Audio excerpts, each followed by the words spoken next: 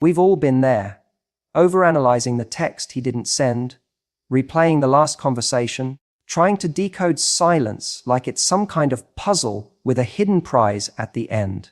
And while we sit there wondering what went wrong, he's out there doing whatever he wants with the confidence of someone who thinks you'll still be there if he changes his mind. But here's the truth.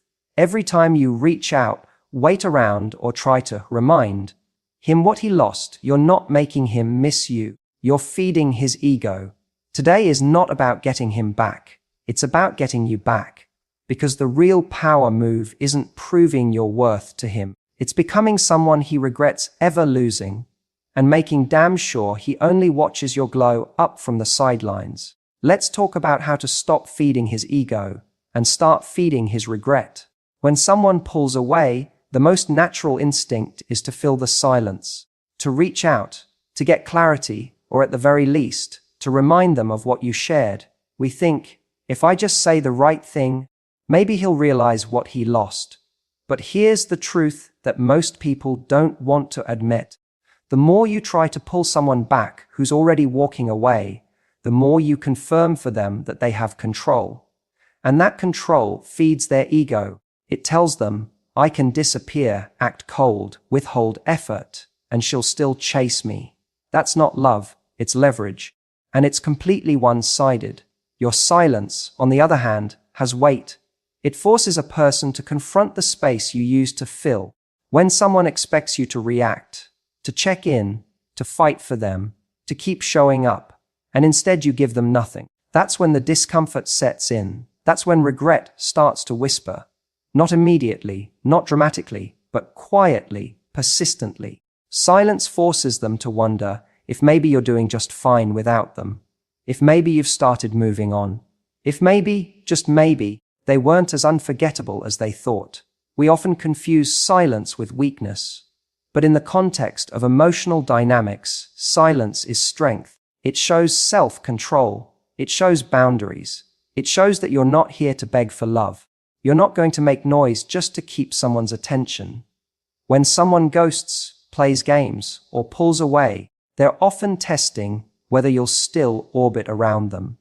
The more you orbit, the more they feel like the sun. But when you remove your energy, when you stop texting, stop checking in, stop reacting, they're left standing in their own silence. That's when ego turns to confusion. Confusion turns to curiosity. And curiosity, if you play your cards right, turns into regret. This doesn't mean you're being manipulative. It means you're valuing your self-respect over someone else's temporary validation. You're not punishing them with your silence.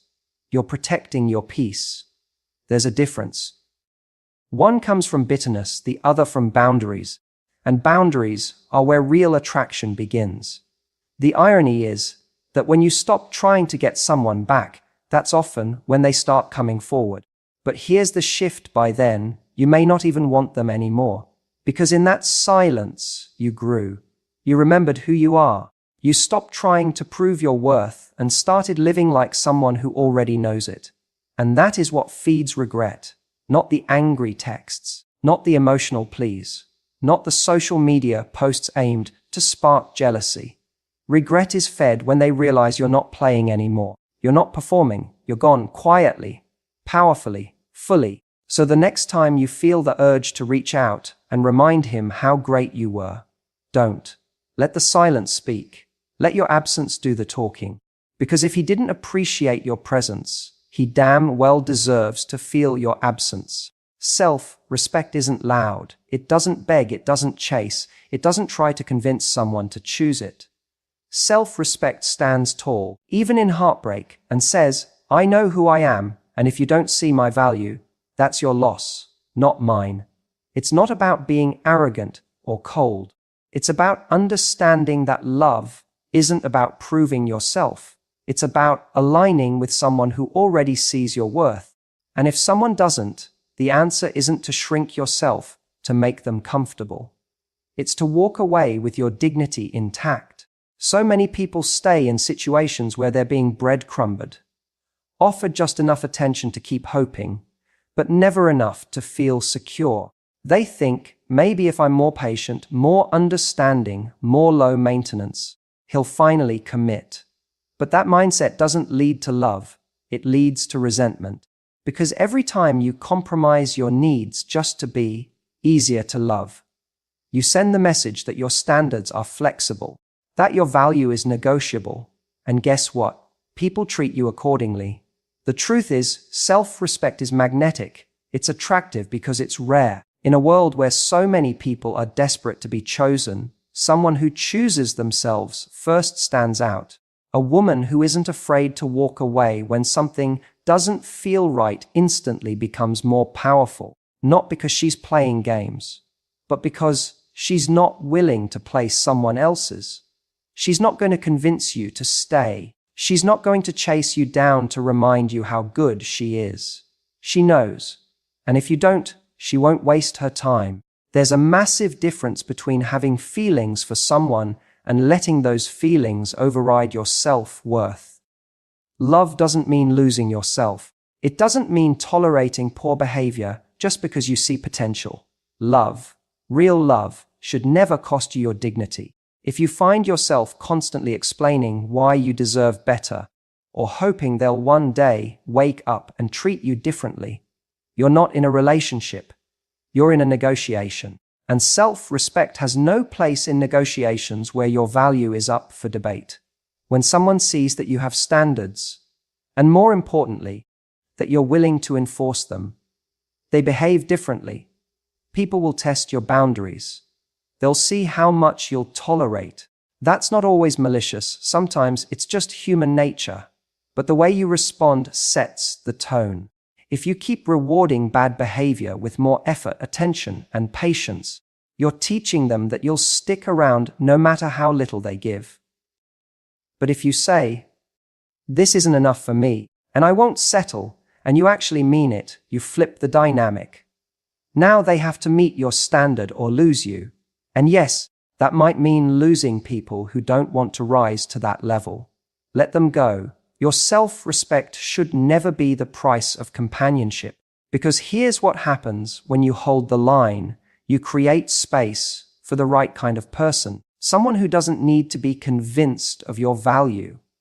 Someone who doesn't see your boundaries as a threat, but as a sign of strength. Someone who sees your self-respect and thinks, "That's the kind of person I want by my side."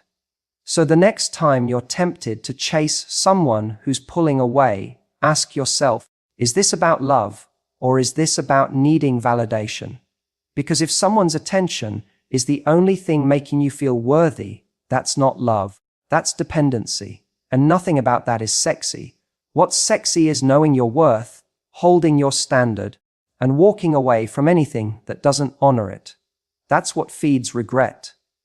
That's what makes people look back and think, "Damn, she wasn't just another option. She was the standard." When someone breaks your heart or lets you go, it's tempting to try and make them notice what they lost. You might start posting carefully curated photos, dressed to impress, captioned just right to show you're totally fine. Maybe you hope he's watching your stories, lurking your likes, wondering if you've moved on, and sure, he might be. But if you're doing all of that for him, then he still has power over you. You're still trying to win in a game that he walked away from. That's not strength. That's performance. And he can see through it, even if he doesn't say anything.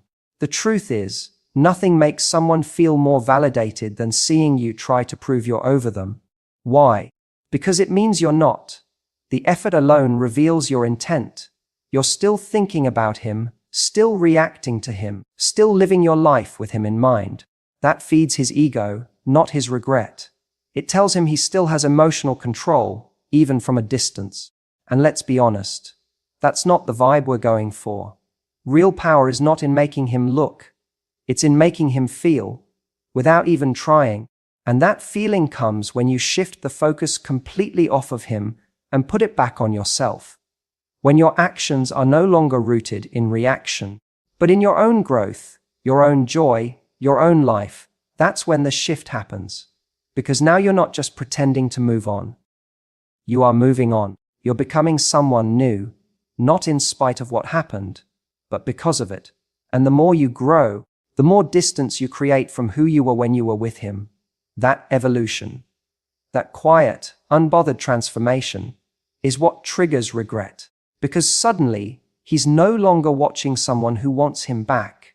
He's watching someone he doesn't recognize anymore. Someone stronger, more grounded, more radiant. Someone who no longer needs him to validate her worth. And that's unsettling, because it makes him realize he didn't just lose you.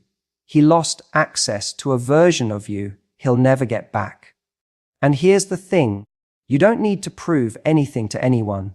You don't need to flaunt a new relationship, a new outfit, or a new lifestyle just to get a reaction. When you're really over someone, it's not loud, it's not dramatic, it's calm, it's peaceful. It's knowing you've outgrown what you once thought you needed. And that clarity is way more powerful than any revenge glow up designed for Instagram. So go ahead and evolve, but do it for you. Not to show him you're okay, not to make him jealous, not to make him regret. Because ironically, that's exactly what will make him regret. When your happiness isn't about proving a point, but about choosing a new path, that's when the reality hits. That's when he realizes you're not looking back, and that you've built something better without him. You don't win by replacing him. You win by replacing the version of yourself who needed someone like him to feel whole. You win by creating a life that reflects your worth, your values, your power. And when he sees that, not through a story you posted, but through the silence and the distance and the complete absence of you chasing him, that's when he feels it. That's when the regret sets in, not because you made him feel it, but because you stopped caring whether he did or not. Not everyone deserves a front row seat in your life, especially someone who treated your love like background noise. When someone had access to the most honest, vulnerable, generous parts of you and still took you for granted, the last thing you should offer them is continued access to your energy. But that's what we often do, isn't it? We leave the door cracked open. We stay friends, we keep responding. We let them linger in our world because a part of us is still hoping they'll come back with clarity and changed behavior. We tell ourselves we're being mature or strong by not blocking them. We call it keeping the peace. But what we're really doing is giving them a VIP pass to the life they no longer earn a place in. It's a hard truth. But people respect the boundaries you enforce, not the ones you talk about. If someone knows they can message you at 1 a.m. and still get a response, even if it's cold or short, they know they still have space in your heart. That's not setting a boundary. That's leaving a window open for emotional drafts. And someone who isn't serious about you will keep climbing through that window just to remind themselves that you're still there. You may not realize it in the moment, but allowing someone to stay in your life after they've shown you they don't value it actually gives them more permission to disrespect it. It sends the message that your standards are flexible, that your self-worth can be negotiated. You may think you're being kind or emotionally intelligent by staying open to them, but all they see is that their behavior didn't come with real consequences. And as long as that's true, they won't regret losing you. They'll only remember that they could always come back.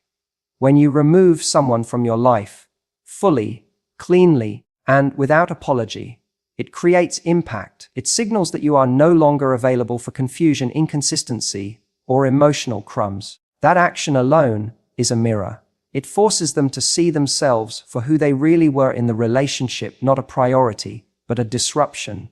And trust me, that realization stings far more than any clever comeback or well-timed selfie.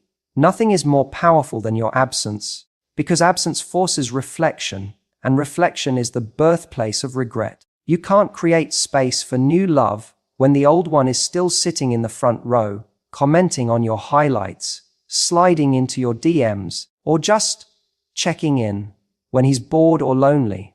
Every time you allow that, you're telling the universe that you're still emotionally occupied, that you haven't truly moved on, that you're available for more of the same.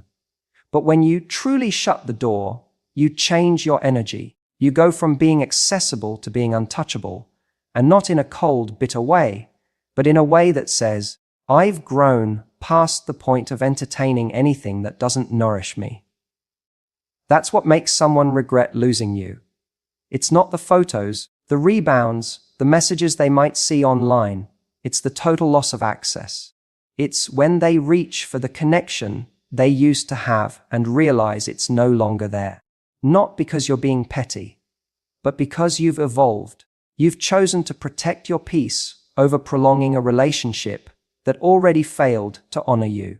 And the moment they see that they've been moved from front row to out of view, that's when it hits. That's when they finally understand they didn't just lose someone, they lost you. Closure is one of the most misunderstood concepts in relationships. People chase it like it's a final conversation, a perfectly worded apology, or some emotional moment that ties everything up with a neat little bow. They wait for the other person to acknowledge their wrongs, to validate their pain, to give them permission to move on. But the hard truth is, closure is rarely something you're given. Most of the time, it's something you create on your own. And the more you wait for someone else to give it to you, the longer you stay stuck in a story that already ended. When someone leaves you confused, hurt, or abandoned without explanation, your instinct is to look for answers. You think, if I could just talk to him one more time, if I could just understand why he changed, maybe then I could let go. But what you're really doing is trying to make sense of a choice that probably had nothing to do with you and everything to do with where he's at. The closure you're hoping to find in his words can't fix what's already been broken in your trust. Because someone who cared would have given you clarity when it mattered, not after they'd already caused damage.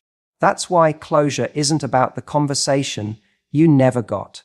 It's about the decision you do get to make now. The decision to stop reopening emotional wounds by returning to someone who didn't protect your heart when they had the chance. The decision to stop begging for understanding from a person who didn't offer it when they walked away. It's you choosing to take the mess they left and say, this is no longer mine to carry. I'm not going to keep giving energy to someone who couldn't give me honesty. We romanticize the idea of closure because it feels like a satisfying ending. But relationships don't always end cleanly. Sometimes they end in silence, in confusion, in slow fades and unanswered messages. And that's painful, but it's also revealing, because someone who truly values you doesn't leave you with questions. They give you presence, not puzzles. So if someone exits your life in a way that leaves you lost, take that as your answer. That is the closure. The way they left is proof of what you needed to know. They weren't capable of giving you what you deserve. Taking your power back means accepting that you don't need the other person to validate your decision to move on. You don't need their regret, their explanation, or their apology to heal. You just need to trust yourself enough to close the chapter without their permission. That's where real strength begins. When you stop waiting for someone to make it right and instead decide to make peace with it being wrong. You don't need to understand everything to heal. You don't need to know what he was thinking or whether he ever cared. The only thing you need to know is that he didn't show up for you in the way you needed. And that's enough. That's your sign. That's your permission. That's your closure. The most powerful thing you can do is walk away without a dramatic ending. No final texts. No begging for clarity. Just silence. Just a boundary. Just a quiet decision that says, this chapter is done, and I'm done trying to rewrite it.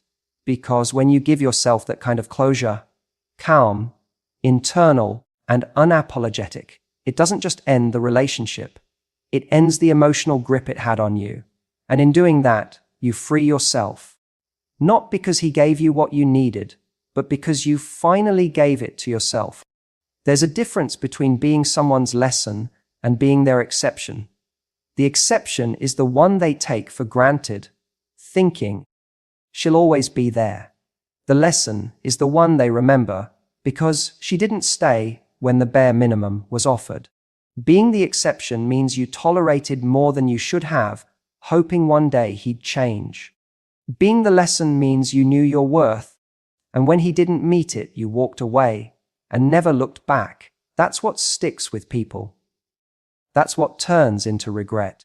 We all want to believe that we'll be the one to change someone, that will be the person who finally gets through, the one who inspires him to grow up, commit, and be better. But if you have to become a contortionist to be loved, constantly explaining, justifying, tolerating, then you're not the exception, you're the enabler, and all you're doing is teaching him that someone will still stay, even when he doesn't show up fully.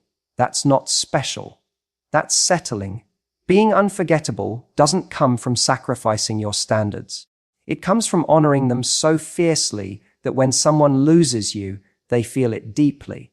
Not just because they miss you, but because they know they had access to something rare and didn't treat it right. That kind of loss lingers. It creeps in slowly when the texts stop coming, when they check your profile and realize you're no longer watching theirs, when they try to reach out and get no reply. It hits when they meet someone new and she doesn't carry herself like you did. When she tolerates the same things you didn't.